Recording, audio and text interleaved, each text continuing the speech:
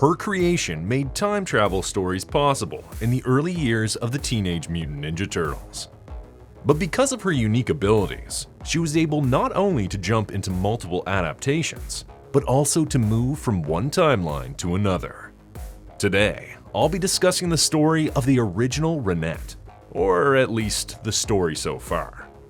The character was created in 1986 by Kevin Eastman and Peter Laird to enable a crossover with another indie comic property, Cerebus, a barbarian character created in 1977 by Dave Sim.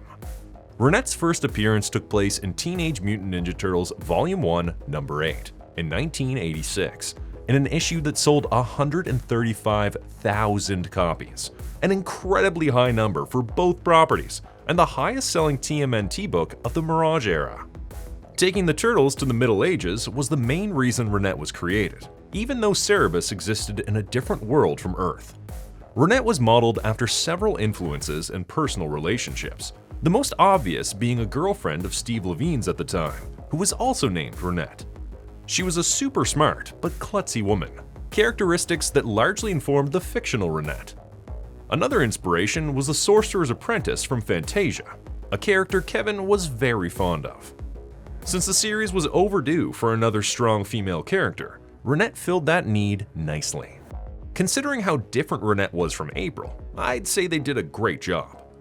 The story itself was inspired by the 1981 cult classic Time Bandits, and the connections go beyond the plot. David Warner, Tony Jay, and an uncredited John Duprez all worked on the movie. The comic and the movie begin with a similar premise. An object that allows its user to time travel is stolen from a supreme being by his employees. The supreme being pursues them to prevent the object from falling into the hands of an evil force. If you're interested, the movie was also adapted into a TV series for Apple TV+.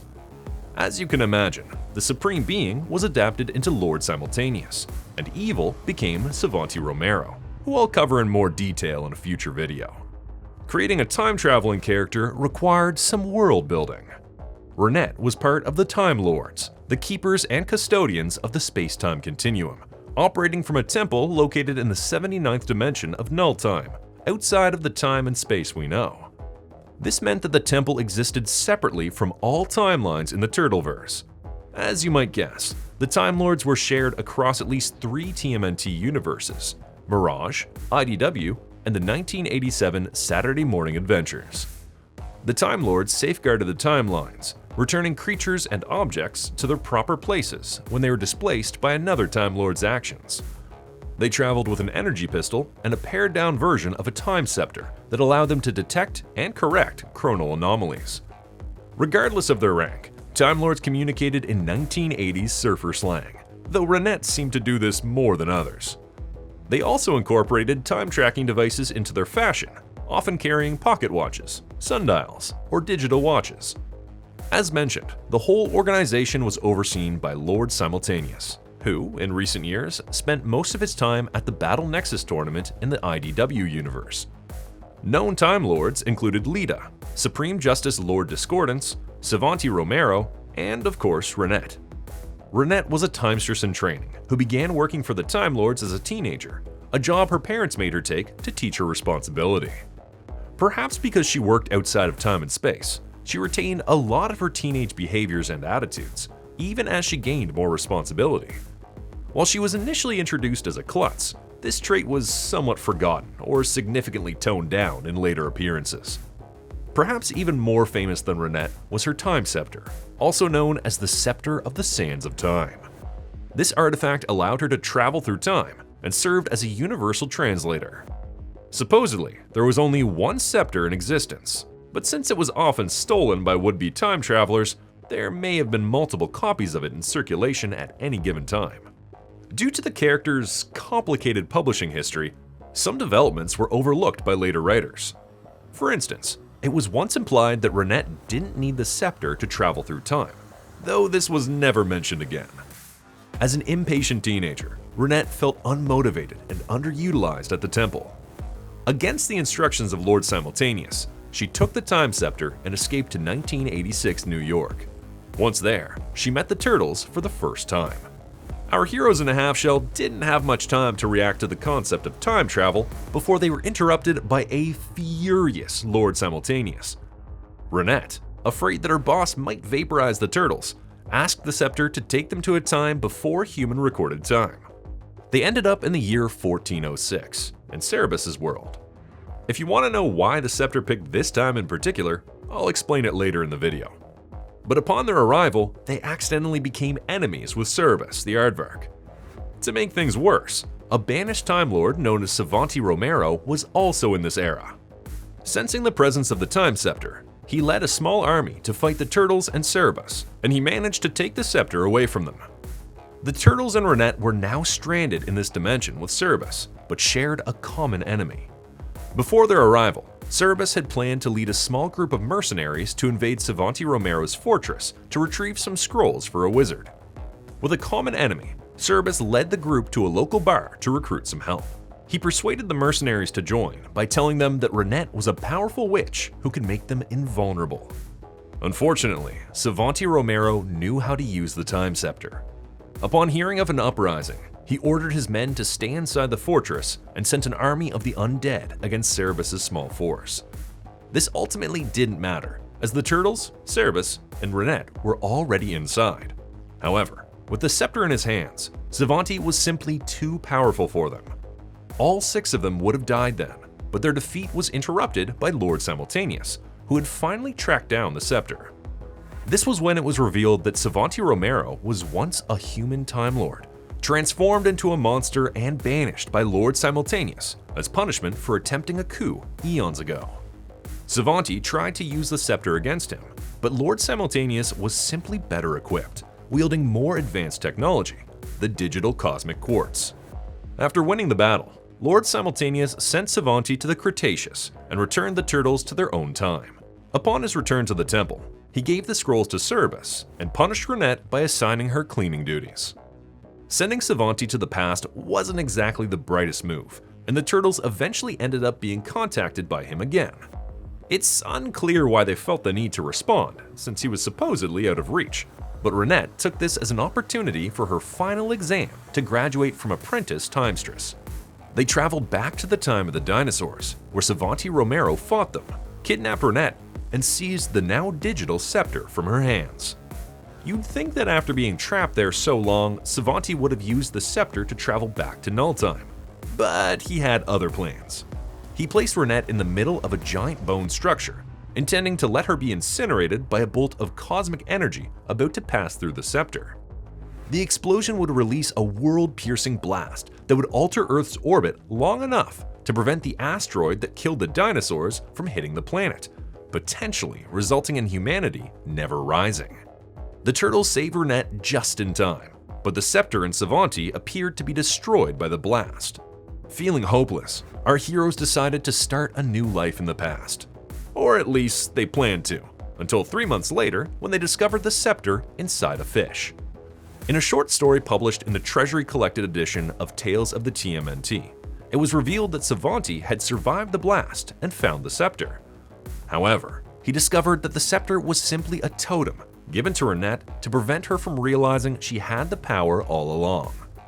Given some of Peter Laird's comments on other stories in this book, and the fact that we've seen Savanti use the scepter, it's likely that this story isn't canon. Renet helped the Turtles again after an attack by Savanti in feudal Japan began affecting the Gosei clan, a story I covered in another video.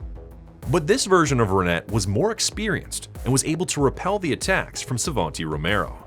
In the end, she returned Savanti to the Cretaceous. The Turtles met an even more experienced version of Renet in another non-canon story where they fought against Savanti's wife. In that story, Lord Simultaneous had passed the mantle to Renet, and she became Mistress of Time. In the later years of the Mirage universe, Renet appeared in a few stories, helping April discover her secret origins and showing Raphael the consequences of training Shadow Jones. Since the latter took place in a possible future of this timeline, it's a story better left for another video. As you might know, the Mirage universe ceased publication after the sale to Viacom. But, like Usagi Yojimbo and Cuddly, Renet remained the same across timelines. A new timeline was created. I'll explain how in a bit. During her travels through this Earth's past, Renet met Balthazar, and they became romantically involved. They were happy together until Renet's presence in his world attracted the attention of the Dimensional Council. They captured Balthazar and forced him to fight in the Battle Nexus tournament. Not knowing that these were different versions of the Turtles, Renet asked them for help. Together, they helped Balthazar and Lord Simultaneous defeat and banish the Council leader Nieli for good, turning the Battle Nexus tournament into a voluntary competition. It seems that each universe has its own version of the Battle Nexus, at least so far. But the adventure left the Turtles with residual energy that made them jump through time, partly due to a malfunctioning scepter. Renet eventually fixed the scepter and returned the Turtles to their own time. In her next adventure, the Turtles discovered that Bebop and Rocksteady had died in the time of the dinosaurs, along with an older version of Renet. After realizing that the two criminals were traveling through time and creating millions of timelines with each jump, they began chasing them down in one of the craziest adventures of the IDW era. The situation quickly spiraled out of control, and the Turtles had to operate from the 79th level of null-time. After cleaning up their mess, they returned Bebop and Rocksteady to the present. But some mysteries remained unresolved. The whole adventure had taken place because of Savanti Romero, who was still trapped in the Cretaceous in the Mirage universe and had been trying to use them as his henchmen. Renet realized that the only remaining timeline bifurcation was the time tunnel that Bebop and Rocksteady had used to travel into the past of the Mirage universe, which had accidentally created the IDW timeline, a timeline known by the Time Lords as CZ750. Savanti survived the adventure and tried to manipulate Bebop and Rocksteady to help him return to null-time to kill Supreme Justice Lord Discordance, but he eventually got arrested by the Time Lords. As Renet became more experienced, it only made sense for her to take on an apprentice. In this case, it was a mutant turtle named Lita. This version of Lita was recruited by Renet after her clan fell apart around the year 2040. However, like Renet in her early adventures, Lita was an impatient teenager. She took the scepter and traveled back in time to prevent her clan's downfall. Ironically, Renet found herself chasing Lita, just as Lord Simultaneous once had to do with her. She was prepared to bring Lita back to null-time, but Leonardo convinced her to let Lita change her timeline. Ignoring her duty, Renet allowed them to go through with the plan to fix Lita's timeline. Lita eventually became a Timestress, and Renet finally became more mature and responsible. At the time of this writing, both Lita and Renet were last seen during an attack by Armageddon that seemed to have destroyed the Time Lord's temple, a story to be continued another time. It's important to point out that not all adaptations of Renet are the same version. However, according to writer Erik Burnham, the Renet who appears in the Saturday Morning Adventures comic, a series set between the 7th and 8th seasons of the original cartoon, is the same one from the Mirage and IDW universes. This Renet helped the Turtles rescue Leonardo from feudal Japan, and later assisted them in getting rid of some magical swords. According to Renet, time occasionally needs to be broken to grow back healthier. This story also revealed that Renet speaks, or can speak, French, though we only hear English thanks to the powers of the Time Scepter. But what about the adaptations? Well, the character was adapted many times, from comic strips to TV shows. One particularly unique adaptation took place in 1989 for the RPG book published by Palladium, known as Transdimensional Teenage Mutant Ninja Turtles. This book expanded the lore of the Time Lords, though it isn't considered part of the canon. Nevertheless, the expanded concepts add context to some of the odd choices in Renet's first appearance. I mentioned earlier that it didn't make sense for the Turtles to be taken to the year 1406. The book explained that 1406 was the year before humans discovered null-time. It was also revealed that characters like Savanti and Renet could travel through time on their own, as long as they knew their exact temporal location. Attempting to jump through time without this knowledge could be fatal, as the traveler would need to know the precise location of the Earth's orbit at their destination. The book explored the character of Lord Simultaneous, who was given the name Marcus Sandelheim. He was an orphan in the Middle Ages who was rescued by his lord, Marcellus Timogetus. Savanti once tried to erase Lord Simultaneous from the timeline. As a result, he was banished out of sync, unable to determine his temporal location. Perhaps the most significant contribution of the book was Renet's full name, Renet Tilly, though most of her backstory remained intact. You're probably familiar with other versions of the character, like the 2003, 2012, or even the Turtles of Grayskull versions. I'll cover these in future videos. In any case, this is the story of the original Renet so far. But as you can tell, her story is still ongoing, and I wouldn't be surprised if this same version appears in another universe someday. What are your thoughts on Renet? Which version is your favorite? Let me know in the comments. Thanks for watching. See you in the sewers.